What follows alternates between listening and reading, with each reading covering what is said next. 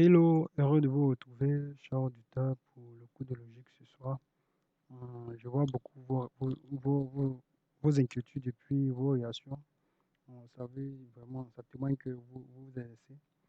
Je vous encourage à continuer. Donc aujourd'hui, nous allons entamer le cours un nouveau chapitre de cours de logique, c'est les schémas numériques et dominos. Ok, le schéma numérique ne requiert pas de raisonnement mathématique. Donc ce sont les mêmes types d'exercices tels que les séries numériques, alphanumériques, qui sont dans les schémas. Donc là, il faut faire attention à quatre opérations, aux opérations de base, et puis le maniement des nombres. Donc les quatre opérations de base, nous avons l'addition, la soustraction et la multiplication. Oui, puis la division, disons. Donc, comment s'y prendre pour les schémas numériques? Donc, qu'il s'agisse, il y aura des figures effectivement à compléter, des grilles, des nombres, des démarches arithmétiques un peu cachées, et puis voilà, toute autre question semblable. Maintenant, comment s'y prendre? Il faut faire attention aux nombres. Donc, parfois, les nombres peuvent être la même somme, la même différence, la même moyenne. Les nombres peuvent aussi se distinguer de d'autres manières. Voilà, donc, on peut avoir des nombres élevés, des nombres peu élevés, c'est-à-dire des nombres élevés au carré, voilà, donc qui se répètent. Il y a aussi des nombres qui représentent la somme, la différence et la moyenne. Donc, pour savoir faire une différence, il faut avoir une somme, une moyenne également. C'est calculer tous des moyennes. Il y a les nombres aussi qui peuvent augmenter. On a déjà vu ça. Un plus un plus 2 ou bien comme moins un plus 2 ainsi de suite. Les nombres aussi sont doublés. Donc, un nombre qui double, c'est un nombre qui a été multiplié par 2. Voilà. Un nombre qui est triple, un nombre qui a été multiplié par 3, quadruple, ainsi de suite. Donc, tout ça est des exercices. Et puis, dans vos questions, posez-les quand vous rencontrez les cas. Donc, ici, c'est des manières d'ici prendre pour trouver des exercices. Donc, nous ferons des exercices et des exemples, disons. Donc, la consigne elle est claire. Quel nombre faut-il placer logiquement à la place du point d'interrogation? Donc, ici, dans le premier exemple, nous avons ce que nous on peut appeler comme une grille, comme on l'a déjà vu dans le cours précédent. Ici, on nous demande de trouver la valeur du point d'interrogation. Donc, on nous fait dire que la somme des lignes, la somme des nombres qui se trouvent sur chaque ligne est égale à 27. Donc, en procédant ici, on peut trouver la valeur 8 qui remplace le point d'interrogation. Dans le second exemple, ici, il y aura peut dire un schéma, effectivement, ici, un vrai schéma. Donc, on nous demande de trouver la valeur de ce point d'interrogation. Donc, on nous fait dire aussi que la moyenne des deux nombres ici qui se trouvent en dessous de celui en haut, la moyenne donne ce qui est au-dessus. Donc, on appelle moyenne ici, si on a deux nombres, la moyenne, ça sera la moyenne ici. Quand je prends ce petit truc, la moyenne entre 4 et puis 8, c'est-à-dire fait 4 plus 8, c'est le tout qui est divisé par 2. Donc 4 plus 8, ça fait 12. 12 divisé par 2, ce qui fait 6. Donc c'est ça la moyenne. Voilà. La moyenne, c'est le nombre d'éléments, la somme du nombre d'éléments divisé par le nombre d'éléments. Voilà. Bon, on verra ça par la suite. Donc, la réponse qu'on cherche, c'était 18, évidemment. On va à présent passer au domino. Donc, le domino est cas fréquent. Voilà. Le domino, ce n'est rien d'autre que une carte, un schéma, voilà, et qui est scindé en deux, où il y a une première moitié, une seconde moitié. Donc, c'est ça un domino. Et si c'est seconde et c'est première et deuxième moitié, il y a des valeurs qui partent de 0 à 6. Donc 0 pour dire que c'est vide, puis 6, voilà, pour des points qui sont remplis. Donc, au cours des tests domino, chaque exercice comprend un nombre variable de dominos disposés selon une certaine logique et un dernier dont la valeur n'est pas précisée. Donc vous aurez plusieurs dominos, mais il y a un dernier où vous n'aurez pas de valeur. Ouais, ce sera le but de votre exercice. Donc, la valeur d'un domino correspond au nombre de points présents sur chaque moitié du domino. Sur chaque moitié du domino. Donc, comment s'y prendre?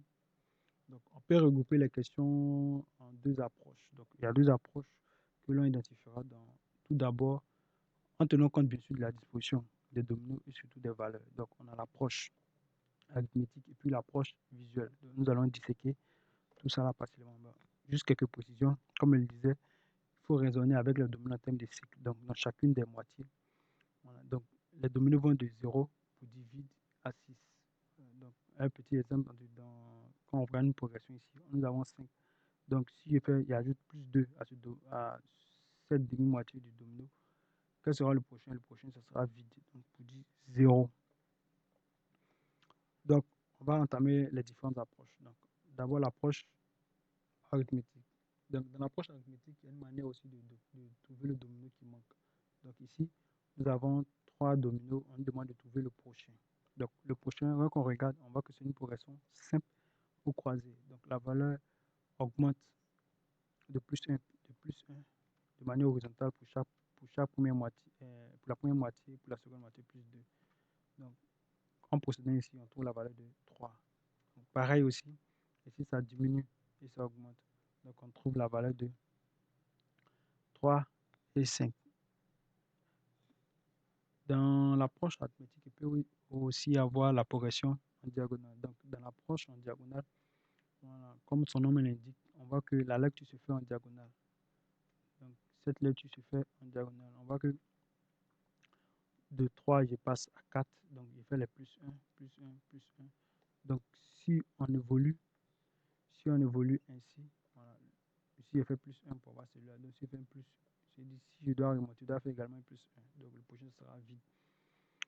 Donc, ici, c'est juste vous montrer comment cela fonctionne, la progression en diagonale.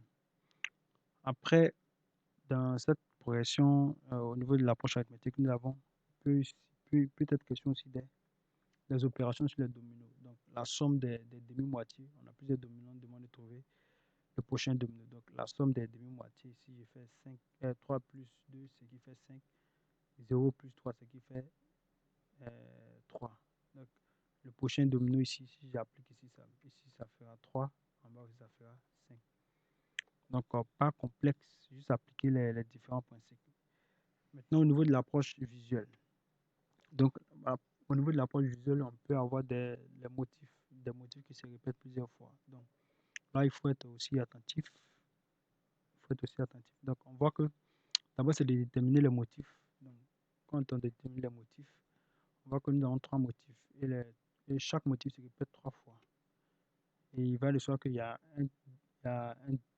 le troisième motif, il y a un motif qui ne se répète pas 3 fois, mais plutôt 2 fois. Donc, pour dire que à la prochaine apparition, c'est le domino qui ne s'est pas encore répété 3 fois. Ok, donc après l'approche visuelle dans la catégorie similarité, nous avons aussi deux types aussi deux techniques aussi. Dans l'approche visuelle, nous avons la symétrie. La symétrie et la symétrie axiale. Donc, dans la symétrie, effectivement, il y a l'effet miroir et la symétrie axiale. Donc, la symétrie, c'est la reproduction, la représentation à l'identique des dominos. Donc, il y a l'effet miroir qui se présente comme suit, où il faut être beaucoup attentif. Donc, ici, on voit que le premier domino va se retrouver à la fin, ainsi de suite. Et on voit que l'autre domino est tout proche. Donc, c'est comme ça un miroir. Cette technique peut vous permettre de trouver un domino qui manque. On a aussi la symétrie axiale. Donc, cette symétrie axiale, on voit évidemment qu'elle est claire. Bon, j'ai mis ça en jaune, puis en jaune pour attirer un peu votre attention. On voit qu'en diagonale, ça se répète. On voit qu'en diagonale, voilà, le même domino se répète, n'est-ce pas? Et quand on voit ici aussi cette symétrie axiale, donc on a cette diagonale, puis on a ce domino qui se répète ici. On a ce domino qui se répète ici. On a ce domino qui se répète ici. C'est comme si cette diagonale est une frontière. Maintenant, l'autre opération au niveau de l'approche visuelle, il peut y avoir des superpositions. Et là, il faut être très attentif. Donc, effectivement, quand on voit le domino, voilà, quand on le superpose, ça donne ce qui est là. Donc, il faut être très attentif pour trouver le domino qui manque. On a plusieurs techniques, voilà, qu'on pourra utiliser dans nos exercices tout à l'heure. Donc, je vous encourage à faire des exercices et puis à me faire un retour.